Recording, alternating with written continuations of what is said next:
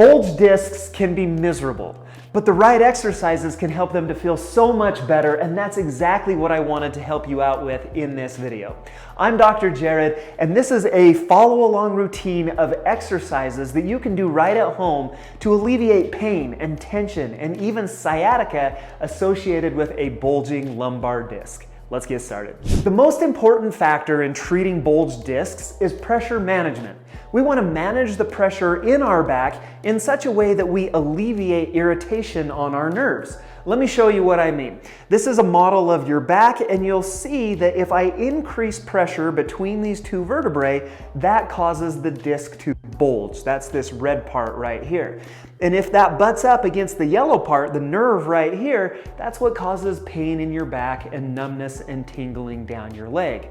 However, if I relieve that pressure, you'll see all of a sudden that can cause that disc material to go back into the middle of the disc where it belongs and take pressure off of that nerve, and that's what helps you to feel better. And so all of the exercises in this routine are designed with that purpose in mind, to manage that pressure and again, help you to feel better. So let's get started. The first thing that I want to do is a decompression exercise. I want you to come to either the edge of your bed or the kitchen table also works well. If you're using the kitchen table, grab a big pillow and put that on the edge to protect your hips and just make it a little more comfortable. Now I'm going to flop over that so that my torso is on the bed, but my hips and my legs are not on the bed. They're hanging off. And what I'm going to do is I'm just going to set a 1-minute timer. We're going to get started on this. And what happens in this position, this is a really easy way that you can do traction to your lower back at home. And what that means is that the weight of my legs and the weight of my hips is pulling down towards the ground. And as that pulls down towards the ground, I'm creating some separation or a traction force within my lower back. And most people really love this. You'll see that my toes are still down on the ground, and that's just one way that you can help those lower back muscles to relax. On this one, you kind of want to go to your happy place. You want to relax. You want to help, hopefully just relieve all tension in your lower back to let that traction take place. I'm going to give you kind of the abbreviated version in this video. We're going to hold this for 60 seconds. If this feels good, hold it for a couple minutes, 3 minutes even, if you're at home.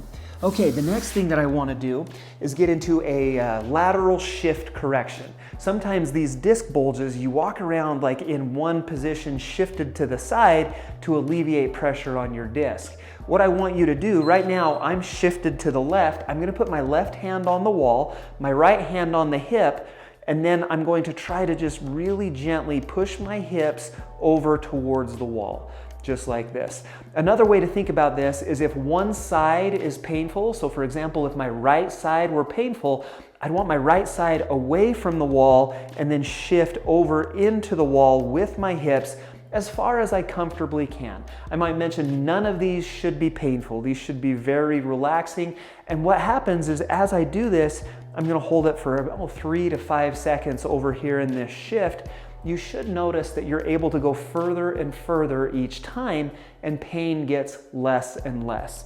Again, we're just redistributing where that bulge is situated. We're redistributing that pressure between our vertebrae to hopefully push that disc back to where it should be. And a lot of times between the traction and even this exercise right here, people will say, oh wow, that's actually feeling a lot better. And so I hope that you find that to be the case. Let's see, the next exercise is going to be up on the table. We're going to stretch now. We're going to do some lumbar rotation stretch.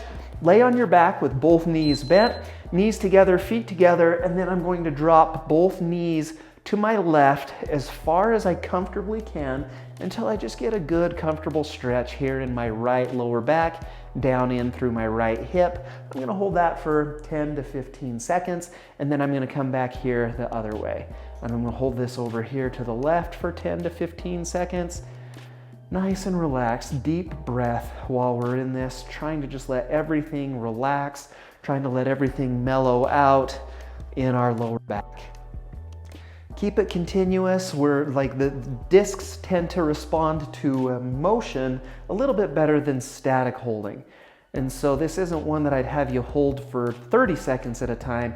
We're gonna keep it a little more dynamic by going 10 to 15 seconds each direction, back and forth. Once again, everything should be very comfortable. You should notice those symptoms decreasing and feeling better as we go side to side, side to side. Now this next one, this is going to be a prone extension exercise. Go ahead and roll over onto your stomach. This is probably one of my favorite exercises to treat these bulged discs. What I want you to do is let's start with just a smaller version of this. Prop up onto your elbows. We're creating this extension through your back, bending over backwards through your back. I'm gonna hold that for 10 to 15 seconds. If that feels good, we can get the hands under the shoulders and push up even a little bit higher. What I want you to do is press up just as high as you comfortably can. For some people, that might be just right on the elbows, but for others, we might be able to get into this full, they call it the king cobra pose in yoga, this full prone extension position right here where my elbows are locked out. I'm looking up at the wall in front of me. I've got this really great extension throughout my entire spine. And then I'm gonna hold that, once again, about 10 seconds or so, and then come back down. So 10 seconds up, and then we're gonna repeat that, 5 or 6 times, just until this 1 minute timer goes off, just like that. Okay, and so now we're decompressed, we're stretched out, things should be feeling pretty good. The last thing that we have to do is strengthen and stabilize those core muscles to keep the disc in that position. So let's get into some bird dogs first to do that. What I want you to do is get down on hands and knees, keep your back nice and flat and neutral. We're gonna extend one leg back behind you. So I've extended my left leg, and then I'm going to reach forward with my right hand. Hold 1, 2, 3, and then come back to the start position. Now I'm going to extend right leg and left arm, hold 1, 2, 3, and come right back again. This is a great exercise. Tons of muscles are active with this. A lot of those lumbar stabilizers are active with this exercise. And personally, this one feels really great. I've got a disc that acts up on me sometimes, and if that's the case, I usually do a couple minutes of these bird dogs, and it helps it to feel a lot better. So I hope that that's what you're feeling with these as well. And again, this is the abbreviated version. We'll go 60 seconds on this, but if this one feels good, in my clinic, I'll usually set a 2-minute timer or even a 3-minute timer on these bird dogs, because that's just a really great exercise. Okay, and then the last thing that I want to show you is going to be a bridge. And so you're going to lay down on your back with both knees bent. Now, in this position, your glutes and your lower back love to work together. That's why this exercise is so effective. I'm gonna squeeze my butt, and I'm going to use that to lift my hips up towards the ceiling. Hold 1, 2, 3, and then come right back down. Squeeze the butt, lift the hips, hold 1, 2, 3, come right back down. This is another great exercise because we're strengthening those extensor muscles. The muscles in the hips, in the glutes, and in the lower back into this extension motion that so many of us are lacking. And so just a really great exercise that you can do, no equipment, just to really help train those extensors and to hopefully keep that disc where it should be. We've got just a few more seconds on this. I do want to mention to you that just as important as it is to do the right exercises, it's also crucial that you avoid the wrong movements, that you avoid the things that are going to make your disc bulge a lot worse.